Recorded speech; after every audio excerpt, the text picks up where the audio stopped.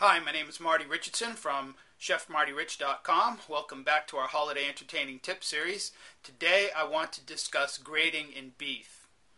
The grading system in this country is monitored by the United States Department of Agriculture, or the USDA.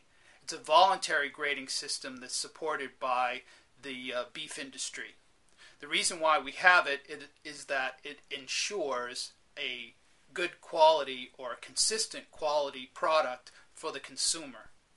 Now, you might be mostly familiar with Prime, Choice, and Select, but there's also 5 other grades that are considered by manufacturers, and that would be Standard, Commercial, Utility, Cutter, and Canner. Now, it's not important to know the bottom 5 because they only make up 15 to 20% at the most of all the beef that's produced in the country. Prime accounts for about 1 to 2%, Choice approximately 50%, and Select being about a third of all the beef. How do you grade the meat? It's based on marbling. Now, marbling are those streaks of fat that you'll find inside the muscle. It's not the fat on the outside, it's the fat within the meat. Now, I have an illustrated guide that came from the National Association of Meat Producers, and I hope the light in here is good enough so that you can see the difference in the cutting. Now, this is educational material for butchers, of which I was one for about 4 years, so this will show you what they consider minimum standards for Prime, Choice, and Select. So here we have moderately abundant or slightly abundant. And if you have a prime cut, it has to be at minimal, slightly abundant. For choice, it can be moderate, modest, or small. So there's a much bigger difference between these cuts, but they can all be considered choice. Now this one here in the bottom right-hand corner is slight, and that's what a select cut would have minimal fat. So you can see the bottom 5 grades probably don't have any fat in it at all. And the fat helps your cut to be tender, moist, and flavorful. So that's why it's very important to have it.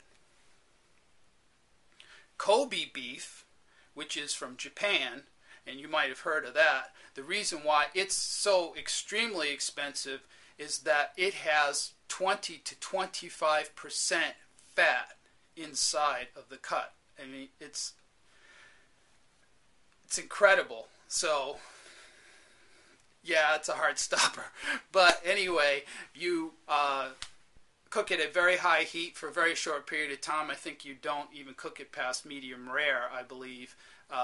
So that you have that. That's why it is so tender, because of all that fat.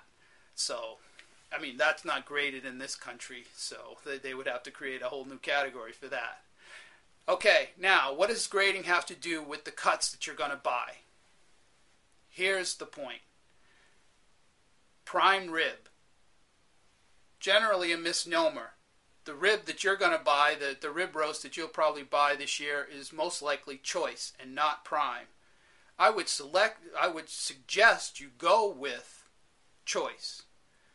The reason for that is if you look at a ribeye, which is just a steak out of a rib roast, you'll notice that there's pockets of fat all through that piece of meat. Not only on the outside, but on the inside. So it's really not that critical that you buy prime to add more fat inside of your roast, because it's already there in choice.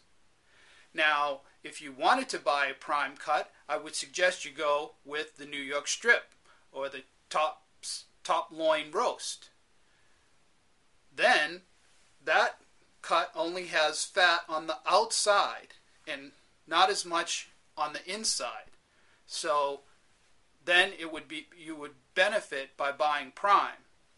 You might want to try a prime tenderloin, although it's still even rare that you're going to get fat inside of the meat of a slice of tenderloin. It's just It's just really rare to find that. So that's why grading and cuts of meat, that you would want to know a little bit about that. And generally, you're only going to find it with the top prime in the top cuts of meat. You're not going to find prime hamburger. They just don't do that.